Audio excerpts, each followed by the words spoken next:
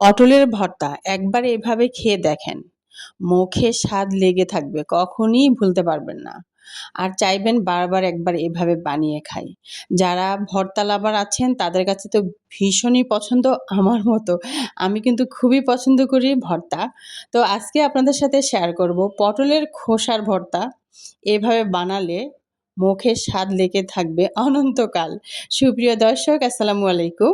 As blog in kitchen থেকে আজকে দুর্দান্ত স্বাদের একটি মজার ভর্তা নিয়ে আপনাদের সাথে হাজির হয়েছি। তো পুরো রেসিপির সাথেই থাকবেন, তাহলে বুঝতে পারবেন ভর্তাটা আসলে কত টেস্টি করে বানিয়েছি আপনাদের জন্য।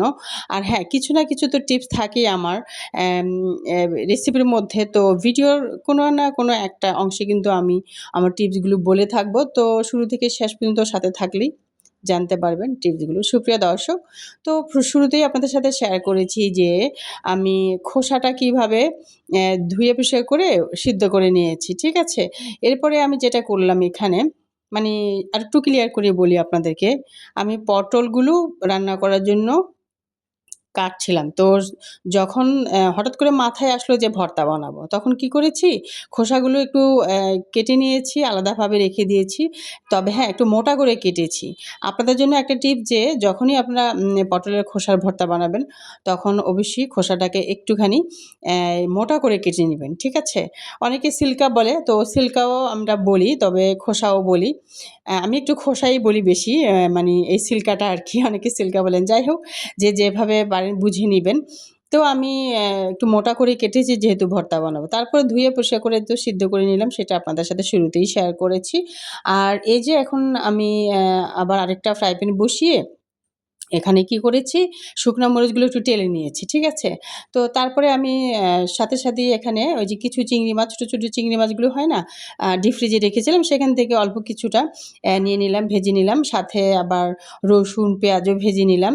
তো খুব বেশি ফ্রাই করি নেই, একটা হালকা কাঁচা ভাব চলে গিয়েছে, ওই পর্যন্ত আমি রসুন, পেঁয়াজটা ভেজে নিয়েছি, সাথে চিংড়ি মাছটাও ভেজে উঠিয়ে নিলাম। এরপর আমি যেটা করেছি, এখানে সামান্য একটু সরষের তেল দিয়ে পটলের যে খোসাগুলো সিদ্ধ করে নিলাম, সেগুলোকে একটু হালকা ভেজে নিচ্ছি, ঠিক আছে? হালকা ফ্রাই করে নিচ্ছি।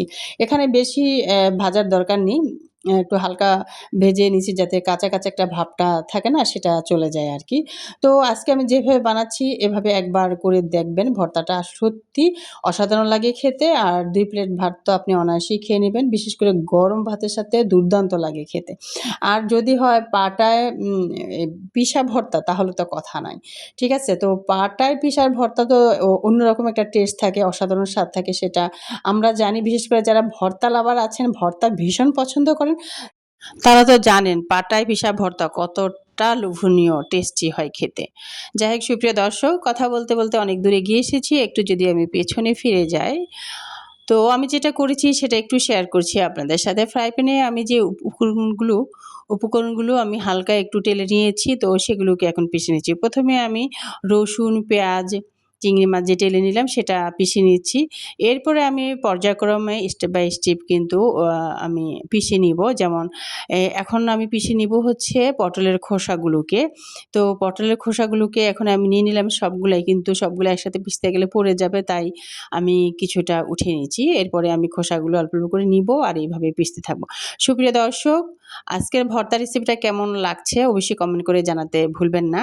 আর যারা আমার শুভাকাঙ্ক্ষী আছেন, সবসময় আমার ভিডিও দেখেন, তারা তো জানেনই আমি ভর্তা কিভাবে, আপু কিংবা ভাইয়া যারাই আজকে ১ম আমার ভিডিও রেসিপি দেখছেন, তো আপনারা চাইলে আমার এই চ্যানেলকে সাবস্ক্রাইব করে রাখতে পারেন, এবং সাবস্ক্রাইবের পাশে থাকা অল বাটনে ক্লিক দিয়ে রাখলে পরবর্তীতে নিত্য নতুন যে রেসিপিগুলো আমি আপলোড করি, সেগুলো নোটিফিকেশন আপনার কাছে পৌঁছে যাবে। আপনি চাইলেই দেখে নিতে পারবেন। আর যারা রেগুলার আমার শুভাকাঙ্ক্ষী আছেন, আমার রেসিপি বা ভিডিও দেখেন, তাদেরকে অসংখ্য ধন্যবাদ। এভাবে আমার পাশে থাকার জন্য, আমাকে উৎসাহিত করার জন্য। আর ভালো লাগলে অবশ্যই লাইক, কমেন্ট করে আপনাদের মতামত, মূল্যবান মতামত শেয়ার করতে পারেন। আর দেখতেই পাচ্ছেন আমি এখন ভর্তাটা কীভাবে বানিয়ে নিচ্ছি। তো খোসাটাকেও কিন্তু ভালো করে এরকম ৩ থেকে ৪ বার পিষে নিচ্ছি। একবার মিহি করে কিন্তু আমি এই ভর্তাটা পিষে নেব। যেহেতু খোসাটা আসলে একটু আস্ত, আস্ত থাকবে বা হাফ থাকবে, ওটা কিন্তু ভালো লাগবে না। খোসার সিল্কার ভর্তা আমরা যখনই বানাবো না কেন, তখন কিন্তু আমরা ভালো করে মিহি করে নিব। সেই ভর্তাটা খেতে কিন্তু ভালো লাগে। তো এখন আমি শুকনা মরিচ পিষে নিব। শুকনা মরিচ আমি কয়েকটাই কিন্তু টেলে নিয়েছি, সেটা আপনারা দেখেছেন। বাট আমি মাত্র ২ টা নিলাম। যেহেতু এই ভর্তাটা আমি একা খাবো না, আমার বাসার আরও সদস্য আছে, ওরা খাবে। বিশেষ করে আমার বাবু খাবে, মানে আমার সন্তান খাবে। আর হচ্ছে ওর বাবা খাবে, ওরা ঝাল একদমই খেতে পারে না। তো ওদের জন্যই আমার সবসময়ই আমি ঝাল কম দিয়ে থাকি। যারা রেগুলার ভিডিও দেখেন তারা জানেন যে কথাটা আমি বলে থাকি। আমার বাচ্চা একদমই ঝাল খেতে পারে না। তো এজন্য আমি চেষ্টা করি খুবই কম দেওয়ার জন্য। আর আমি আলাদাভাবে ঝালটা খেয়ে নিই। তো কিছুটা কিন্তু আবার ধনিয়া পাতা দিলাম। ভর্তার মধ্যে তো ধনিয়া পাতা দিলে আসলেই এটার টেস্টটা দ্বিগুণ বেড়ে যায়। আপনারা জানেন সেটা। তো এজন্য কিছুটা ধনিয়া পাতা দিলাম। তো এই যে একবার পিষে নিয়ে এখন আমি আরও একবার এভাবে পিষে নিচ্ছি। কয়েকবার করে পিষে নিলে হবে কি, ভর্তাটা একবার মিহি করে একবারে সুন্দর করে স্মুথ হবে এবং সেই ভর্তাটা খেতে কিন্তু খুবই ভালো লাগে। যেহেতু খোসার ভর্তা, খোসাটা একদম মুখে লাগবে ওরকম ব্যাপার থাকলে ভালো লাগবে না। একদম মিহি হলেই কিন্তু ভালো লাগে। তো এই পটলের খোসাটা আরও বিভিন্নভাবে বা আরও ২-১ প্রকারভাবে কিন্তু বানানো যায়। তো সেটা আমি অন্য সময় আপনাদের সাথে শেয়ার করব। আজকে আমি এটাই শেয়ার করছি। এটাও কিন্তু দুর্দান্ত লাগে খেতে। তো আজকে যেহেতু আমি ভর্তাটা বানিয়েছি বাসায়, তো আপনাদের সাথে শেয়ার করলাম। খেতে কিন্তু খুবই ভালো লাগে আরকি। তো এখানে টিপস হচ্ছে, আপনারা যখন খোসার ভর্তা বানাবেন এইভাবে, তখন চেষ্টা করবেন পানি পরিমাণ মতন দিতে এবং পানিটা যাতে খোসার সাথে, সাথে সমানভাবে শুকিয়ে যায়। আর যদি যেই খোসাটা আপনি সিদ্ধ করবেন, পানিটা যদি থাকে, সেই পানিটা ফেলে ভর্তাটা বানাবেন, ওই ভর্তাটা খেতে কিন্তু টেস্ট লাগে না। ঠিক আছে? তো চেষ্টা করবেন যে পানিটা যাতে শুকায় যায় সিল্কার সাথে, তখন সিল্কাটাতে হালকা একটু লাগা, লাগা ভাব থাকে। ওই খোসাটা দিয়ে ভর্তা বানালে খোসাটা কিন্তু অনেক টেস্ট হয়। আজকের টিপসটা কি দিয়েছি আপনাদের সাথে, যদি আপনারা আমার এই ভিডিও দেখে কমেন্টস করে জানাতে পারেন। পরবর্তী ভিডিওতে আপনাদের নাম এবং চ্যানেলের নাম কিন্তু আমি আমার পরবর্তী ভিডিওতে প্রকাশ করব। নাম মেনশন করব এবং চ্যানেলের নামও মেনশন করব এবং আমি বুঝতে পারবো কারা আমার ফুল ভিডিও দেখেছেন। সুপ্রিয় দর্শক, আশা করছি আজকের রেসিপি আপনাদের কাছে কিছুটা হলেও ভালো লেগেছে। ভালো লাগলে ওই যে কমেন্ট করে, লাইক করে এবং চ্যানেলটিকে সাবস্ক্রাইব করে অল বাটনে ক্লিক করে আমার সাথে থাকতে হবে। তাহলে এরকম নিত্য নতুন টিপস সহ ভিডিও কিন্তু আপনারা পেয়ে যাবেন। আর এই যে আরেকটা ব্যাপার শেয়ার করি আপনাদের সাথে, পাটায় মাখা ভাত ভর্তা। যে ভর্তাটা আপনারা বানাবেন পাটায়, আর সেই পাটায় যদি ভাত মাখা খান, উফ! কি যে লোভনীয়, কি যে টেস্ট! আমার মা খান, আমি খেয়েছেন, আমার মাকে দেখেছি। তখন কিন্তু আমার মা যেটা করতেন, এরকম পাটায় ভাত নিয়ে মেখে খেতেন এবং আমাদেরকে হাতের মুঠো করে দিতেন।